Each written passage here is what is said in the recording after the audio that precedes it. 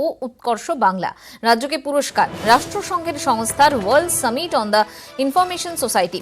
এখানে পুরস্কৃত করা হয় রাজ্যের প্রকল্পের আন্তর্জাতিক স্বীকৃতি আরো একবার। বিস্তারিত জানবো, টেলিফোনে রয়েছেন আমাদের প্রতিনিধি তুহিন দাসচন্দ্র। তুহিন, কি স্বীকৃতি পেল আবার বাংলার এই প্রকল্পগুলি? দেখো, এর আগে কন্যাশ্রী থেকে শুরু করে অনেক প্রকল্প আন্তর্জাতিক স্বীকৃতি পেয়েছে, রাষ্ট্রসংঘের স্বীকৃতি পেয়েছে। বাংলার প্রকল্প, পশ্চিমবঙ্গ সরকারের প্রকল্প, ফের রাজ্যের প্রকল্পের আন্তর্জাতিক স্বীকৃতি পেল সবুজ সাথী ও উৎকর্ষ Bangla. World summit on the information সোসাইটির পুরস্কার পেল এই দুটি প্রকল্প, সবুজ সাথী এবং উৎকর্ষ বাংলা। এই দুই প্রকল্পই মুখ্যমন্ত্রী মমতা বন্দ্যোপাধ্যায়ের ব্রেনচাইল্ড এবং মুখ্যমন্ত্রী মমতা বন্দ্যোপাধ্যায়ের নির্দেশে এই প্রকল্প কিন্তু রাজ্যের বিভিন্ন জায়গায় ছড়িয়ে গিয়েছে। সবুজ সাথী এবং উৎকর্ষ বাংলা রাষ্ট্রসংঘের তরফে পুরস্কার দেওয়ার উদ্যোগ বিশ্বজুড়ে 18টি ক্যাটাগরিতে মনোনয়ন জমা দেওয়া হয়েছিল। 1062টি মনোনয়ন জমা পড়ে। 4টি ক্যাটাগরিতে জয়ী, 4টি ক্যাটাগরিতে যে প্রতিযোগিতা হয়েছিল তার মধ্যে 4টি ক্যাটাগরিতে জয়ী হয়েছে উৎকর্ষ বাংলা এবং 7 নম্বর ক্যাটাগরিতে চ্যাম্পিয়ন প্রকল্প সাথী। অর্থাৎ ফের রাজ্যের প্রকল্পের আন্তর্জাতিক স্বীকৃতি, রাষ্ট্রসংঘের মঞ্চে ফের আন্তর্জাতিক স্বীকৃতি পেল বাংলার প্রকল্প, মুখ্যমন্ত্রী মমতা বন্দ্যোপাধ্যায়ের প্রকল্প। এবং এই প্রকল্প স্বাভাবিকভাবেই, এই যে পুরস্কার, এটা স্বাভাবিকভাবেই কিন্তু রাজ্যের মুকুটে আরো নতুন পালক এলো বলেই বলা যায়। এবং স্বাভাবিকভাবেই রাজ্য সরকারের যে সমস্ত প্রকল্পগুলো নেওয়া হয়েছে এবং যে প্রকল্পগুলো ইতিমধ্যেই চলছে মমতা বন্দ্যোপাধ্যায়ের নির্দেশে, অন্যান্য প্রকল্প এই সবুজ সাথী উৎকর্ষ বাংলার যে পুরস্কার আন্তর্জাতিক ক্ষেত্রে, তাতে অন্যান্য প্রকল্প কিন্তু আরো এগিয়ে যাবে, আরো উৎসাহ পাবে রাজ্য সরকার, এমনটাই মনে করছে বিশেষজ্ঞ মহল। ধন্যবাদ তুহিন। কথা বলছিলাম প্রতিনিধি তুহিন দাসচন্দ্রের সঙ্গে। ফের রাজ্যের প্রকল্পের আন্তর্জাতিক স্বীকৃতি, সবুজ সাথী এবং উৎকর্ষ বাংলা পেল এই আন্তর্জাতিক স্বীকৃতি। বিজেপি নেতা জয়প্রকাশ মজুমদার এই মুহূর্তে সাংবাদিকদের মুখোমুখি হয়েছেন।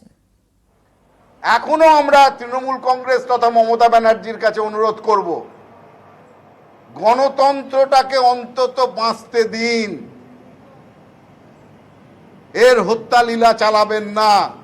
আপনি পাহাড়ে গিয়ে অশান্তি করছেন, পাহাড়ের উপকূলে যারা ফুটহিলসে যারা শান্তিতে বাঁচতে চাইছে তাদের মনে আগুন ধরাচ্ছেন, আর বলছেন এরা সব পুলিশ হচ্ছে আমাদের লোক। একবারও বলতে পারছেন না যে সবাই মিলে ভোট দিন, যাকে ইচ্ছে ভোট দিন, শান্তিতে ভোট দিন। সেইটুকুনি কথা বলার সাহস না মমতা ব্যানার্জির আছে, না তার পার্টির আছে। কারণ জানেন, ওটা যদি বলি আমি যে সবাই মিলে ভোট দিন, সকলে নিশ্চিন্তে ভোট দিন, যাকে ইচ্ছে ভোট দিন, তাহলে আর তৃণমূল কংগ্রেস থাকবে না। আজকে এটা কি গণতন্ত্রের পরিহাস হচ্ছে। এবং আমরা সেই সঙ্গে সিইওর অফিসকে আমরা বলেছি যে আপনারা কিভাবে সেন্সিটিভ বুথ বেছেছেন, কিভাবে আজকে যেখানে যেখানে গন্ডগোল হচ্ছে সেখানেই কেন দেখা যাচ্ছে যে রাজ্য পুলিশ, এত কেন্দ্রীয় ফোর্স আসা সত্ত্বেও তাদেরকে অনেকাংশে ঠুটো জগন্নাথ বানিয়ে রাখা হয়েছে। সকাল থেকে যেসব জায়গায় আপনারা গন্ডগোলের খবর পেয়েছেন, জায়গায় আপনারা সেখানে রিইনফোর্সমেন্ট পাঠিয়েছেন, জায়গায় সেখানে মাইক্রো অবজারভার পৌঁছেছে। আপনারা কি করেছেন? আর আপনাদের তো কনফিডেন্স বাড়ানোর কথা সাধারণ মানুষের। বাড়িতে বসে মা বোনেরা যদি টিভিতে দেখে যে পরিহাস চলছে, যে হিংসা চলছে এই নির্বাচন উপলক্ষে, তারপর তারা সাহস করে বেরোবেন। আমরা বারবার বলেছি আমাদের লোকজনদের দিয়ে তাদের গিয়ে সাহস দাও। আমরা এখনো বলছি যা সময় আছে, কুচবিহার এবং আলিপুরদুয়ারের ভোটাররা যারা এখনো ভোট দিন, বেরিয়ে আসুন, বেরিয়ে এসে নিজের ভোট নিজে দিন, যাকে ইচ্ছে ভোট দিন। আমাদের সেই বলার সাহস আছে যে নিজের ভোট নিজে দিন, যাকে ইচ্ছে ভোট দিন। যে কথাটা, এই স্লোগানটা বলার ক্ষমতা নেই, সাহস নেই তৃণমূল কংগ্রেসের। তারা গণতন্ত্রের হত্যালীলায় মেতেছেন। আমরা চাই গণতন্ত্রকে বাঁচাতে। তার জন্য আজকে আমরা এখানে ঘুরে গেলাম, আমরা আমাদের অভিযোগ জানিয়ে দিয়ে গেলাম এবং পরবর্তী ক্ষেত্রে আমরা বসে আমরা ঠিক করব যে কি কি করা উচিত। কেন্দ্রে মানে দিল্লিতে আমাদের একটি প্রতিনিধি দল আজকে ইসিআই মানে ইলেকশন কমিশন অফ ইন্ডিয়ার অফিসেও যাবে এবং সেখানেও তারা আমাদের প্রতিবাদ সেখানে জানাবে। ধন্যবাদ। আমরা সমস্ত ব্যবস্থা খাতিয়ে আজকে ইলেকশন শেষ হওয়ার পরে আমরা সমস্ত ব্যবস্থা খাতিয়ে দেখে সন্ধেবেলায় এই ব্যাপারে আমরা সিদ্ধান্ত নেব।